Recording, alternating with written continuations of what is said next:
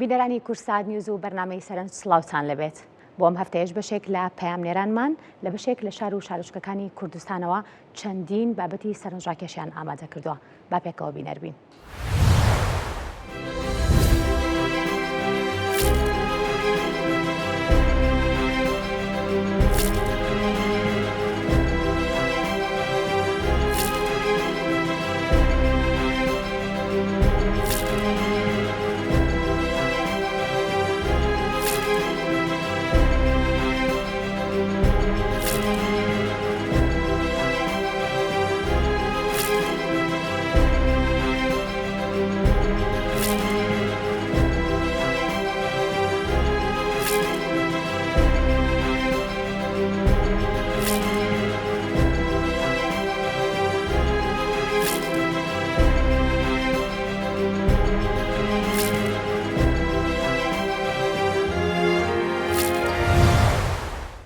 ماڵی معرفی خەیات یەکێک لە ماڵە دێرینەکانی شاری سلێمانیە. مێژووی ئەم خانووە ئەگەڕێتەوە بۆ 123 ساڵ لەمەوبەر و تاوەکو ئێستاش توانراوە کە بە شێوازێکی زۆر باش بپارێزرێ.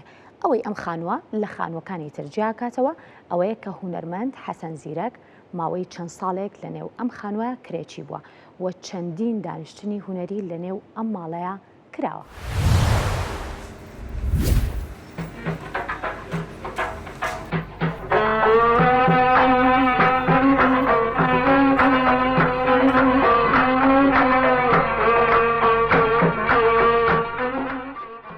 بۆنی نەسیمی حەوشەی ئەم خانووە دەتگەڕێنێتەوە بۆ سەدەیە پێش ئێستا.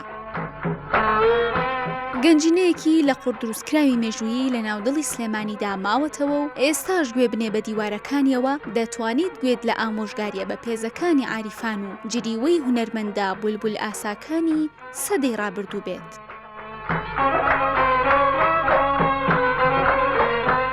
سێسوار وکی تیا بوو ماڵی کرێچێکی شمانە بوو نەبوو ماڵی عەبەی مەلا ئێوە مناڵندا لێرە عەبەی مەلا خۆی پێشمەرگەش بوو.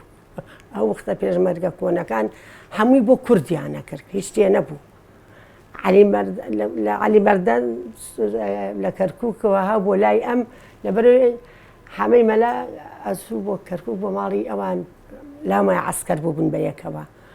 سەوتی گۆرانەکێشیان هەیە پەرچەمیل و لێ کردووە ئامادە. مناڵون گوێمان لێگرتنە لێرە ڕوومان ناهادێمە بچینەوە خوارەوە بوون گەورە بوو ئێرە لە ژوورەکەی خوارەوە بوون دایمە عەلی مەردان سەردانی ئێرەیەکرد. پەرچەمیلونت خسووە بەلادا لەنجە و لاڕاکەز وەک پەریزەدا پەرچەمیلونت خسووە بەلادا لەنجە و لاڕاکەز وەک پەریزەدا. خانۆکە بەڕەحمە بێ باپیرەم ساڵی 1922 کە لە زمانی باوکمەوە هەزار ڕەحمەت لە ڕۆحی بێت کە بۆی باس کردوین کە ئێرە 4 دەستە بووە. 3 دەستەی بڵێن بووکەکانی تیا بووە لەگەڵ خۆیانە. طبعاً بووکی و کاتەوەکو کچی خۆیان تەماشایان کردوون جا زۆر باشیش بوون تێر و پڕ بوون یعنی فەرق و جیاوازی نەبووە.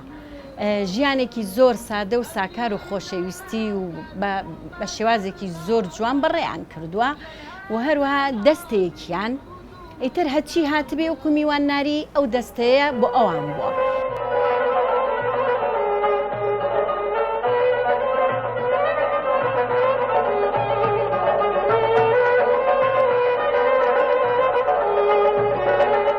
یەکێک لەو کەسایەتیانەی لە ئامێزی ئەم خانووەدا بووە هونەرمەند حەسەن زیرەک بووە. بۆ ماوەی نزیکەی ساڵێک لەم خانووەدا لەگەڵ ئامەخانی خێزانیدا ژیانی کردووە.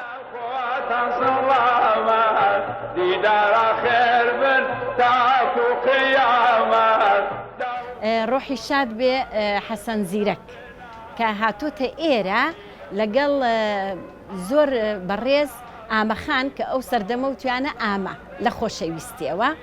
باوکم دایمە ئەیگێڕێتەوە ئەڵێ تقریبەن 7 مانگ ماوەتەوە لێرەیە هەتا کە شەوێکیان گۆرانی ئەڵێ مەستە بێ کە گۆرانی ئەڵێ لەسەر بانەکانەوە ئیتر کاتێ ئاوڕێنەوە حەچی ژنە داباریوەتە سەر بڵین سەربانەکان و دیوار و ماڵی باپیرم. ئیتر زۆر بە خۆشحاڵێ و ئانیش یعنی پێیان خۆش بووە. ئەو سەردەمەش دراوسەتی تر فەرق و جیاوازی نەبووە. ئەوە نەخۆشەویستەکە لە بینیانە هەبووە. دوو بڵێ چی ژنی لە ماڵکەنیەوە ژنە بۆ سەوتی ئەو وەختی هەوڕمان سەربان و زادی تەشتی کومپانیەکە پڕ بوو لە ئافرەت ژن و پیا و کە چەپڵیان بۆ حەسەن زیرەک لێو گۆرانی بانی پیاوەکەی منی کردکە ئەو هێنابیەوە ئەو شەوە سەربان اینجا ئەگە تۆزە مەستیش نەبووە نەیەتوانی گۆرانی بڵێ دیکاکە حەمل لێ ئێستا ئەو گۆرانی بڵێم تا هەفتەیەکی کە هیلاک نابوو.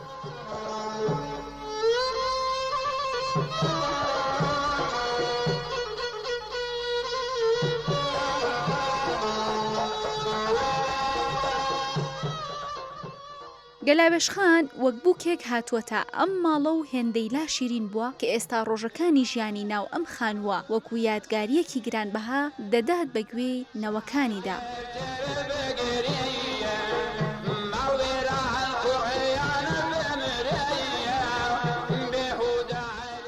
من ساڵی نهایەتی 64 زەواجم کردو لەگەڵ حەمەی حاجی مامان معرف کە خەیاتێکی زۆر چاک بووە بە ناوبانگ بوو لە جادەی مەولەوی پیاوێکی زۆر چاک بووە باوەکم بۆیە بە مناڵی منیشیە بەوتی لەبەر زۆر پیاوێکی چاکەوە بە ناوبانگن خزم بوون بەس خزم هەبووە بە عەمەلیەوە نەهاتۆ تۆکسی بەیتێ وەنیە بەس زۆر باش بوو پیاوەکەم پیاوە چاکەکان و هەر عایلەیەکی زۆر باش بوون هەمویان لە ماڵارێک و بە ڕەحمەت بە پیاوەکەمە دەگومە ماڵی حەسەن زیرەک بوو و ئێمە لێرەت ئەمە خۆش بوو کە گۆرانی تۆ دڵمان زۆر خۆش بێت حاجی زۆرە هۆنەرمەند بوو یعنی خۆش شێویستن لە دەجادەی مەولەوی دایمە میوانی بوون و شەوتانیوە شەو خەیاتی کردو ئەموەتی ڕەفیقەکانی بووە لە دەوری بوون و ساڵە دیلان ڕەحمەتی خوای لێبێ لەگەڵ ئێمە دوانی و دایمە لە لای بووە شەو من بە بووکێتمە گۆرانەکە ئەوی لێیە کە بە بووکێت ساڵح دیلانی لێیە.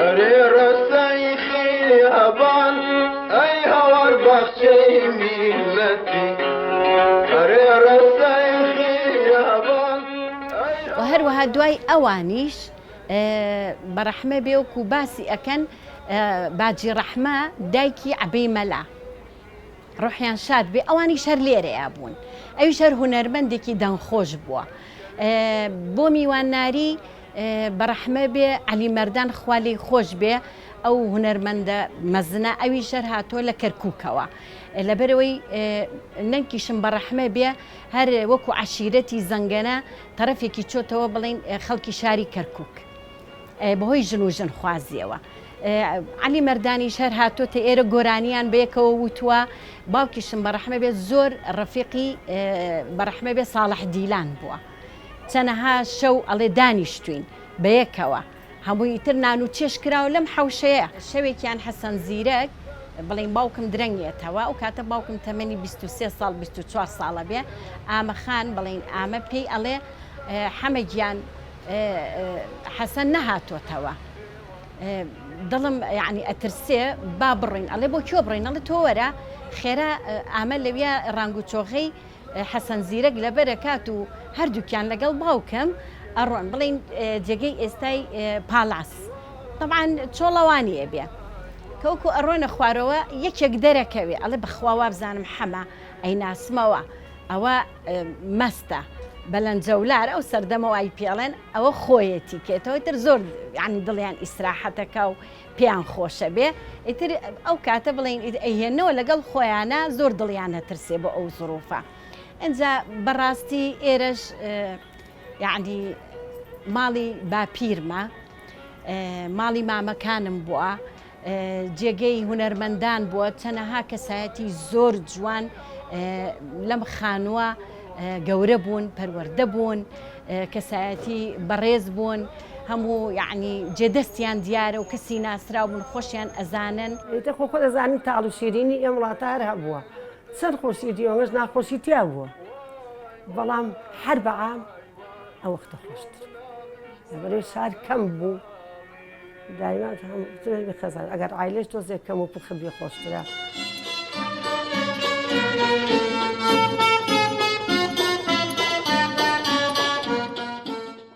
کاتێک بەلای ئەم خانۆدا تێبپەڕیت بۆنی ڕەسەنایەتی و کولتور و ڕۆشنبیری و دۆستایەتی و مێژوویەکی جوان دێت بەسەرتا. هەر بەم هۆیەشەوە نەوەکانی مارفی خەیات تاکە ئامانج و داوایان ئەوەیە خانووەکە وەک خۆی بهێڵنەوە.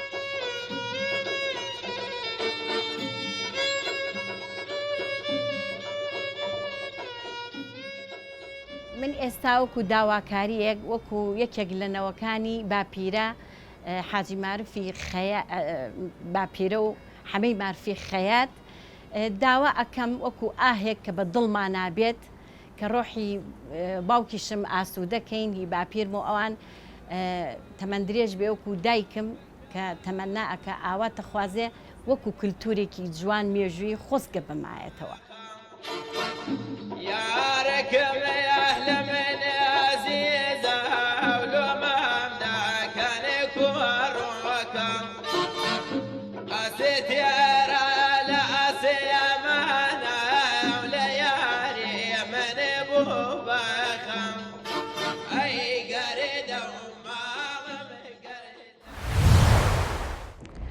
خانی کورد یەکێک لە خانە مێژوویەکانی شاری سنەیە. مێژووەکەی لە نێوان 350 بۆ 450 ساڵ بەر لە ئێستاە کە دروستکراوە تاوەکو ئێستا مۆرکە جوان و کللتوری تایبەتەکەی خۆشی پاراستووە.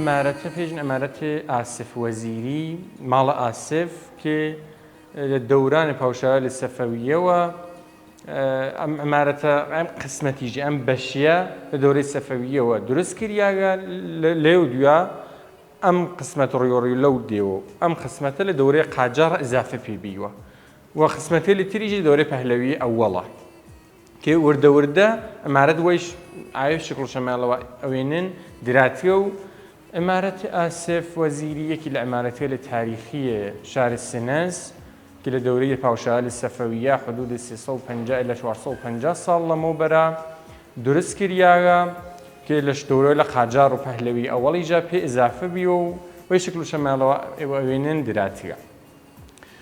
ماڵ ئاسف وەزیری تا ساڵ 1376 هجری شەمسی لە خزمەتی وەرەساییوە و لە شوونەوە سازمانی میراث فەرهەنگیە وەخت ئەم ماڵیە لە وەرەسە سەنوە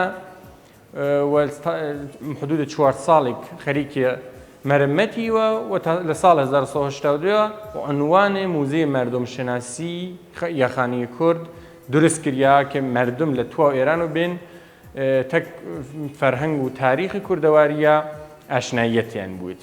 ئەمارەت حدود 4000 متر مربع مەساحەتیە و ئاسف وەزیری و ئاسف خاندان ئاسف بنەماڵەی ئاسف وەزیری بنەماڵەیەکی یون کە لە دەورەی سەفەویەوە تا دەورانە قاجار نەسڵەن دەرنەسڵ جەدەن دەرجەد سمەتێ نائب الحکومەی کورسانیان بیوە یعنی مشاور و معاون و مباشرە حاکمی وەختی کورسان کە ئەردەڵان وێلیون یە خاندان ئاسف لە کنار ئەوانە کومەکیانیان کرد نائب الحکومەی ون حاڵەتێک فەرمانداری ئایسەیە هەست ئەوان ئوستانداری ون ئەوان حاکمی ون ئەمان فەرمانداری ون ئەمە مەسەڵەن خۆی ئاسفە ئەم ئۆتاقە پێشن ئۆتاقی خان کە نمادێکە لە خان و منشیەل و کەسێک وا لە بەردەستیون و دەستوریدا دەستورەکان نووسیە ئینشای کردن و ئەمە ئەوان ئۆتاق خان دروستیکردن کە مەردم بێن تەک ئەوە کە خان چوون دانیشتووە چوون دەستوری داغا و چه بەساتێکی بیوە چه فرم و چه شکل و چه شێوەیەکی بیوە ئۆتاق و نحوی دەستوردان و نحوی حکومڕانی.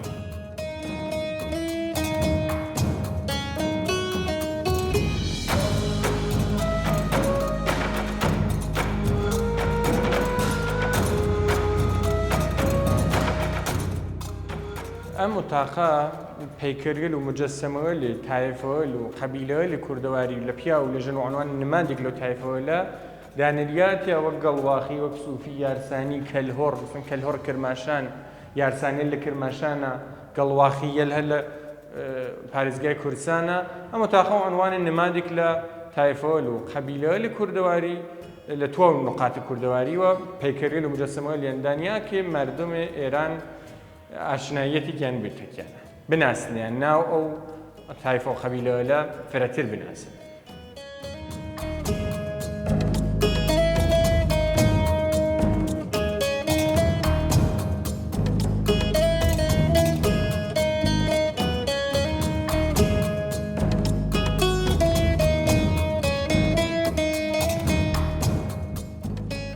وتاخ اسناد و عکسلك عکس گەورەوە لە نظامی و سیاسی کوردستان هەر وەک خود ئاسف خان و براکەی و خانووە لە ترە ناوچەوە لە کوردەواری هەست معامڵە سەنەدگەلێک وا بیوەسەیان معامڵەیان کردە مۆبایلنامە عەقدنامە شتێکیان وا خەرید و فروش کردووە زەویان دا خانێکتر لێرە کولن ئەو سەنەدگەلێ مەربوط و ئەو معامڵات و عەقدنامەوە لە مۆبایلنامەوە لێرە لە مەعرەزێ بازدید عمومە قەراری وردە تەک عەکسگەلێ خانوێل و گەورەوە لێ سیاسی نظامی کوردەواری شەڕاشووەل جەنگجووەل کەسێک وا سەرداری ون گەورەی ون لە زەمان خۆیانە ئەتوانن مردم بێن و بوێن.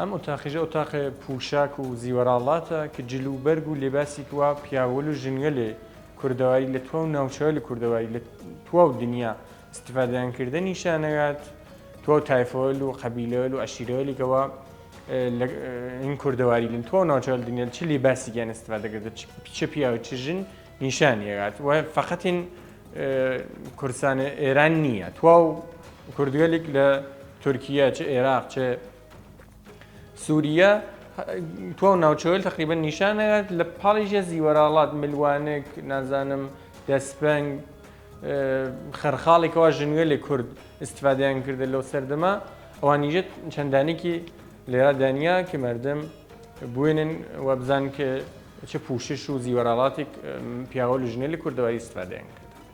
خەڵک لایەنوە تعجبەکەن لایەنوە جالبێکە چ تازەیەکە کە شتوایانە دایسە نەدیە لە کنارەوە تەک پوشش کوردی لە ئاشنایەتیانەوێت قەبیلەوەل و تایفۆل کوردەواری جەناسن ناوەلیگەوە تازە بۆ گوێشکیان خواردەوە دایسن مەسەڵ ناوچەی لەلاخیان نەزانستە کوێنەست بادینانیان نەزانستە دیاربەکریان نەزانستە کوێنەست ئەوەڵ ڕایانە وە جالبە لایەن.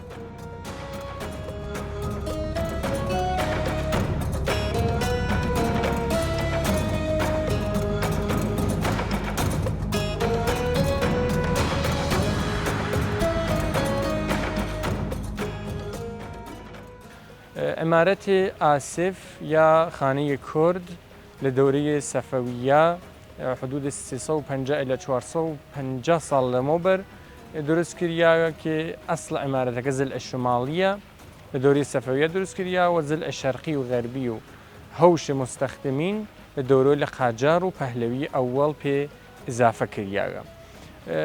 ئاسف خاندانی وەزیریەل کولەن لە دەورەی سەفەویەوە تا دەورەی قاجار نەسڵەن دەرنەسڵ نائب الحکومەی کوردستانی ون خود ئاسف وەزیریش لە دەورەی قاجار نائب الحکومەیوە و لە کناری ژیا مالکی 450 إلى 500 ئاوایی لە ناوچەوە لێ کوردەواریایوە.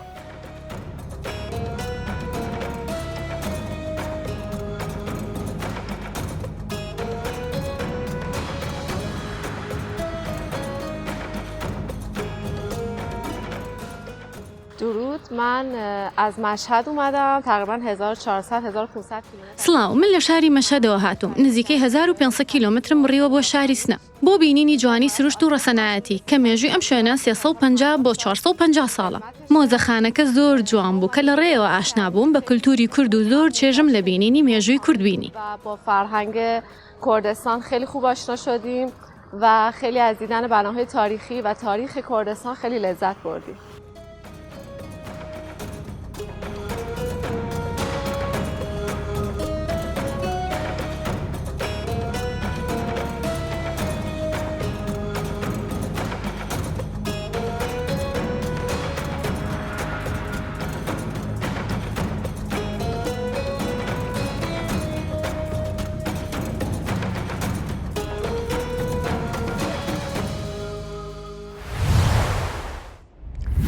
لەگەڵ هاتنی وەرزی گەرمای هاوینە اینجا بڕینی مەڕ و بزنەکانیش لە ناوچە جیاجیەکانی کوردستان دەست پێ دەکات بە تایبەتی لە ناوچە با بڵێن گەرمەکان و دواتریش بەرەو ناوچە فێنکەکان و ناوچە کوێستانەکان.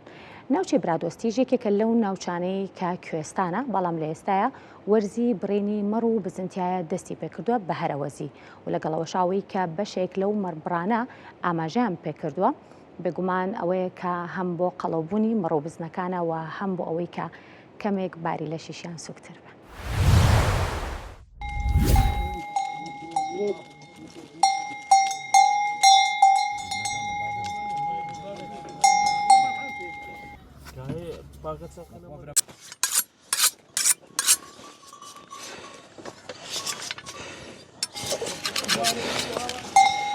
بسم الله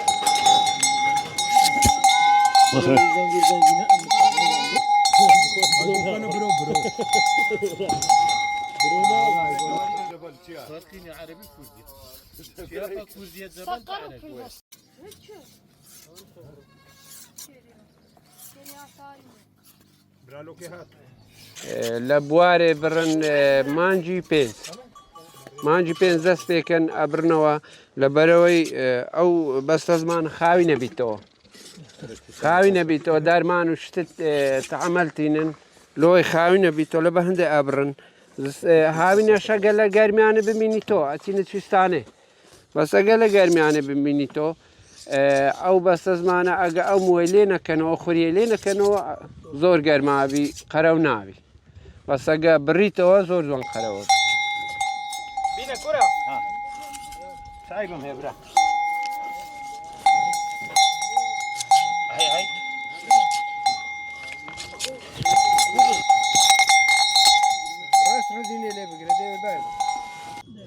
هەمووی ئیشین بە هەرەوەزەیە یعنی بە زبارە ئەو ئیشانەکەین ئەو موی لە حیوانەکەینەوە کە هاوینە گەرمای نەوی خاوێ نەکەینەوە پاشینجیش ئەو لۆ ڕشمار و لۆ گوریست و ئەو شتانە بەکاراتەوە ئێستا ئەو موی هەمووی فڕێدەی بەکار نایە کەس ئیسیفادەی لێ ناکەن و کەوچی جارانە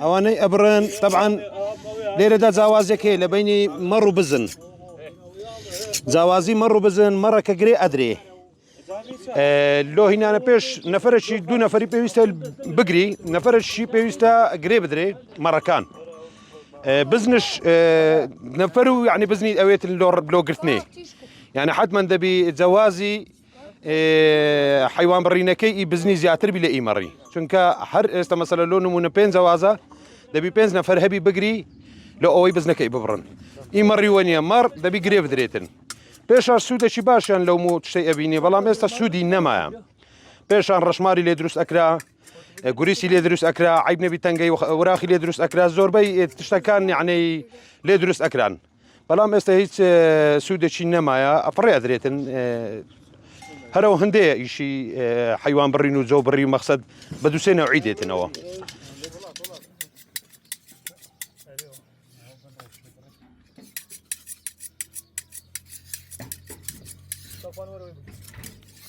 ئەوە کەلەخەیە و مەقەسش هەیە طبعاً ئەوەی لێرە باو بیتن کەلەخە مەقەسەکە زۆر باو نییە چونکە هەر کەس و دەستوری خۆ دەستوری قەدیم هەر بە کەلەخ بووە هەر کەلەخشە بەکاردێنین ئێستا وەسایل زۆر بووە وەکو مەچینەش هەیە بەڵام زیاتر بە کەلەخی ئەبڕن مەچینەی بەکارنانن چونکە لەسەر دەستوری قەدیم باو باپیران ئیشەکەی پێەکرێتن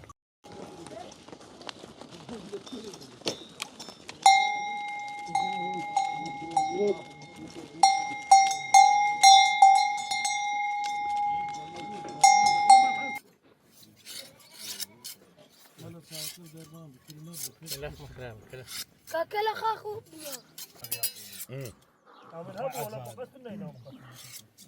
جيلا قلت تصالون لكم ما شفتها سلام اهي لا برا بس نستعمل بس نيوان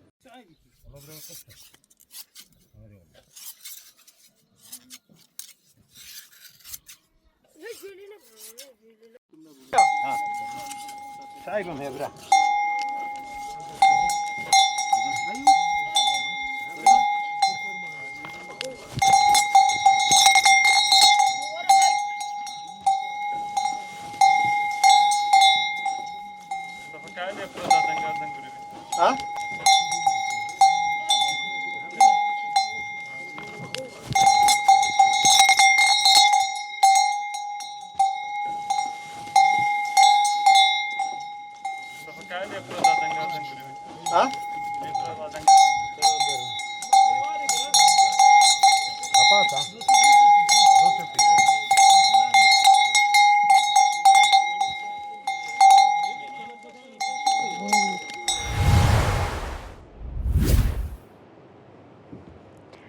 چێشتخانەی سلێمانی لەسەر یەکێک لە شەقامە گشتیەکانی شاری لەندەنە.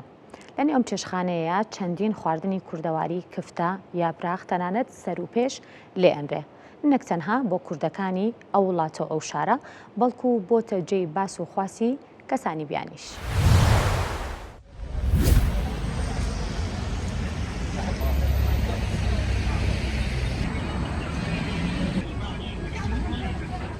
من ناوم علی حاجیە و دانیشتووی شاری لەندەنم لە وڵاتی بەریتانیا و بیرم لەوە کردەوە کە چێشتخانەیەکی کوردەواری دابنەم بۆ برا کوردەکانمان لە بەریتانیا و بۆ تاکیدی بە قەومەکانی کەیش و لە ناو دڵی لەندەنا مەتامێکمان کردێتەوە بە ناوی ئەلسلێمانیەوە و لە خزمەتی میوانە بە ڕێزەکانین و بە ستافێکی ڕاهێنەر و وەستایەکی باشترین وەستای لەندەن. خواردنەکانمان هەمووی کوردەواریە و گرنگتریانەوەیە دۆڵمە و سەر و پێ و کەبابەکەی کەبابی سلێمانیە بە تاکیدی. مشتەریەکانمان زیاتر لە 160 قەومەکانی کەیە وەکو عەرەب و ئینگلیز و ئیستی ئەوروپیەکان و دۆڵمەیان زۆر بەدڵە زیاتر دۆڵمە دەخۆن. دۆڵمەی کوردەواریان زۆر بەلەوە خۆشە. لە شارەکانی دەرەوەی لەندەنەوە بۆمانێ و لە وڵاتەکانی کەو لەبەری جادەکە جادەیەکی مینە لە خەلیجیەکان زیاتر لە وڵاتە خەلیجەکان و کاسمێری مشتری خەلیجیمان زۆرە. سپاس بەخوا شێفەکەمان ئەزموونێکی مۆدن لە 30 ساڵ زیاتر لە ناو کچنی کوردەواریە هەیە و لە وڵاتی سویدیشی کردووە و لە بەریتانیاشیشی کردووە و شەیفێکی بەتوانای و بە ناوبانگە و کاس مشتریەکان قەومەکانی کەش زۆر لێمان ڕازین و خواردنەکانیان بەدڵە و ئێمەش ویستمان شتێکی جیاواز بکەین و سێرڤیزێکی جوان بە مشتەرە بە ڕێزەکانمان بکەین.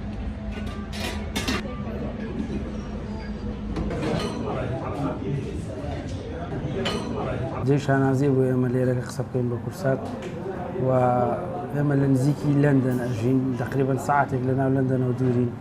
ئەمە دۆستێکی ئازیز و میوانێکی بەڕێزمە هاتووە. ئەوم شوێنەش شوێنێکی ڕێکفێکە لە ئیشە هەم پاکتەویزن هەم بەڕێزن.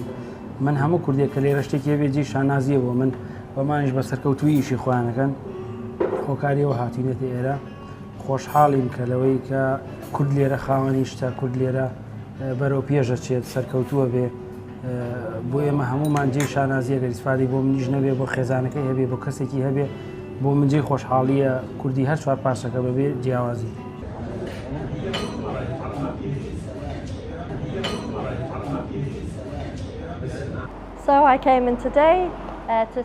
ئەمڕۆ هاتووم بۆ چێشتخانەی سلێمانی.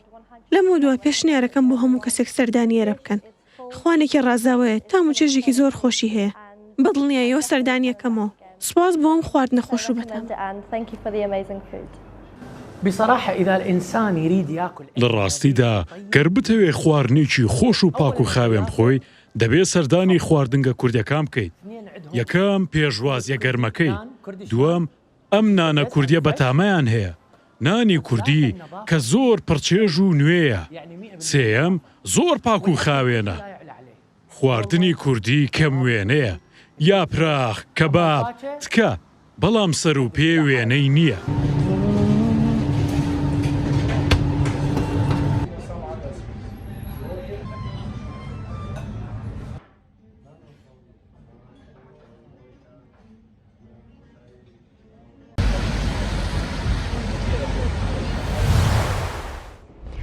خۆی لە خۆیان دەستکەوتنی هەنگوینی ئەسڵ زۆر زەحمەتە. لەگەڵەوەشە ئەبینین کە لە بەشێک لە ناوچەکانی هەرێمی کوردستانە کۆمەڵێک لە هەنگاوانان خەریکی بەخێوکردنی هەنگ و بەرهەمهێنانی هەنگوێنن. لە ناوچەی ئامێدیش کۆمەڵێک لە هەنگاوانان لە ئێستا ئاماژە بۆکەن کە بەرهەمهێنانی ڕێژەی هەنگوین هەر بە شێوەیەکی بەردەوام کەمی.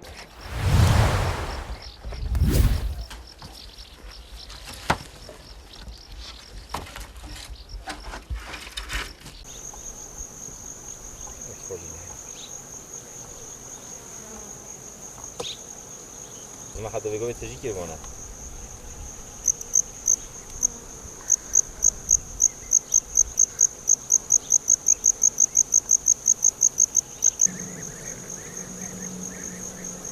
محفوظ بيقول سيشون هم سبيكر هنا شنجيبينا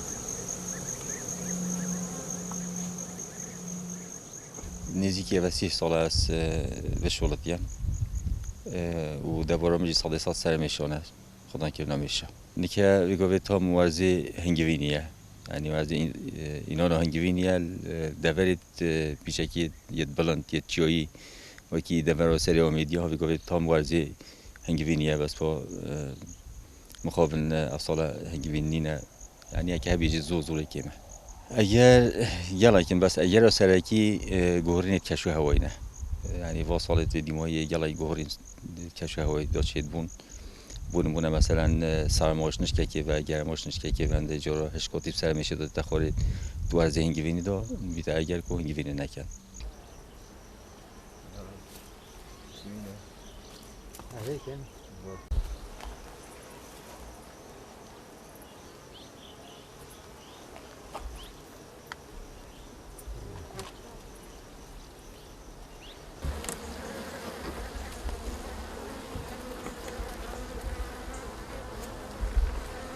أنا بيستوي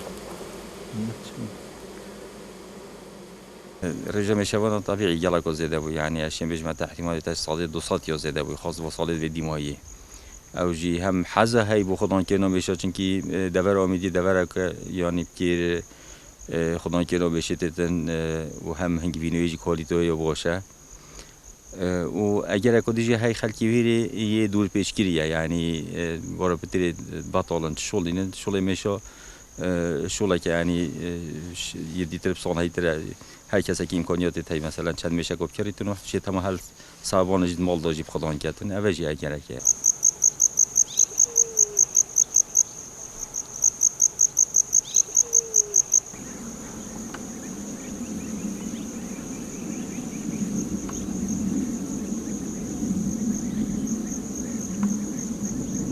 والله حسيت حتى ما غادي يوصل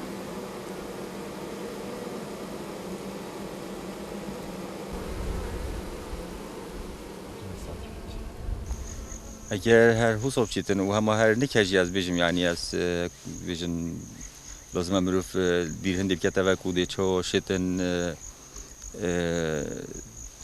هندی بر همه دیتر مثلا زیاده کردن یعنی بس بیر هنگوینی تنی نکرده و یعنی چونکه بیت سالسی هنگوینی نه لازم میشوانش نهوی و پلان هبیتن بخدان که نمیشه یعنی نه همه میشد خو خدان کم بس بر همه هنگوینی تنجی بر همه دیجی تای و کی غذا ملکی و کی حبوب لقاح بین بارک اوجی بر همه باشن یعنی لازم میشوان هندک حال بدن کو استفادهش حبوب لقاح بینن استفادهش غذا ملکی بینن دابشین بعد دوام یبدن شغل خو نشامد تاز هذا كده دايجتين هذا يطلع كيو يجري يكون ملك السب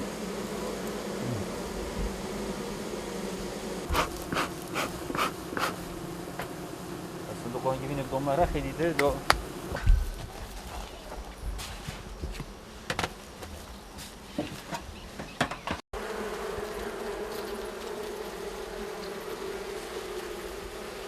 خدایی جا خدایی که میری چای نه باش نبود نه از لب خودم ندارید بیام روز کیم خونی واسونه خودی جواب کردم خودی لیگ دیوی صحکی مالی داره سگو ملکه جهیلا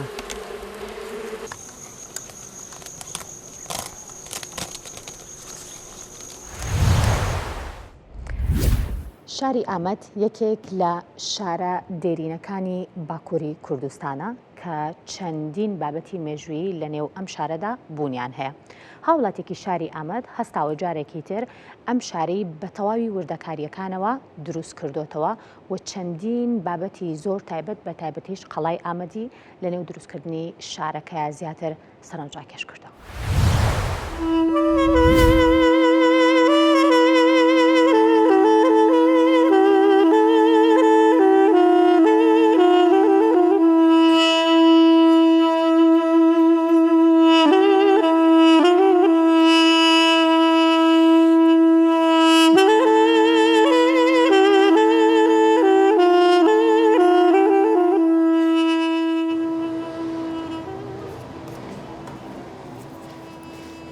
Navên Fesegin doğar.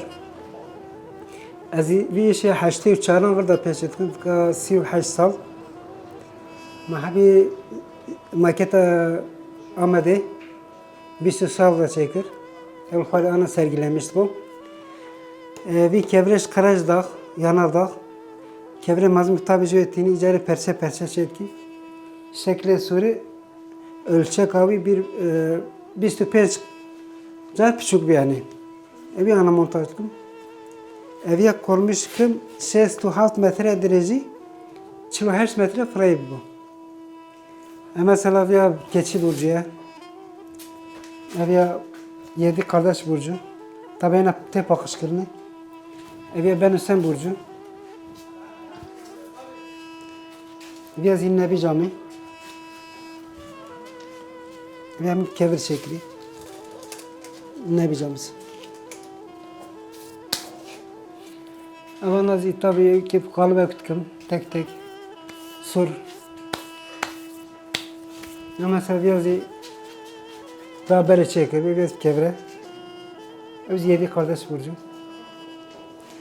Biz 7 kardeş burcu kevrik çeker, ye kevrik. Kaya ki şekillendirmiş ki bir aynı simani meydanı. Evanazi burçun hediyelikin tabii. Tek tek çeşitli ayrıya çetkim yani bana diforuşum. Bana kalemlik. Hem burç hem Zebeşi Diyarbakır menşure.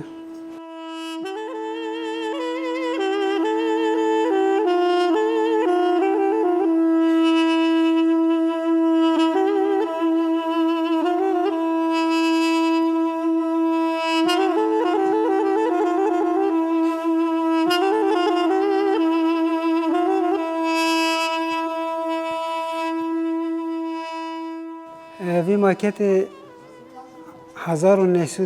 1950 başlamış kir. 2016 da xediya. 20 sal ku 20 rojî devam kir. Çewre 21 metrekî. En minara dirêjî 20 santînî. 21 plak, 21 asır. Ev ölçeka wî 250 car piçûk bêne. Ya şekli Amedê Sûrîçî. Şekli tek tek bir hemû kevirim çekildi. Aynen. Şekli Sûriye şans aynısını çekildi. Ez mimar nenim ilkokul mezunum. Mesleğimin otomotor. Eviye teknik lazım. Hayal gücü, el becerisi, hem kış mevcut bu gerekir. Şekli ben masiydi bu. Ve sere masiye. Ve düve masiye. Kanat masiye. Ulu Cami Hasan Paşa'na, Kervansaray. Cemil Paşa Konağı. Berem Paşa. Meryem Ana Kilisesi, Cami Tedana Kilisene. Pazda mahalleye vermeli.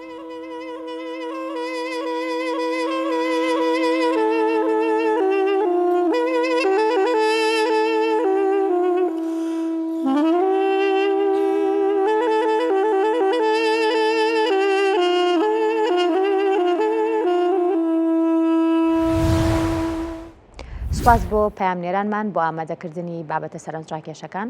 سەرنجی ئەم هەفتەیەمان پێشکەشکردن. خواتان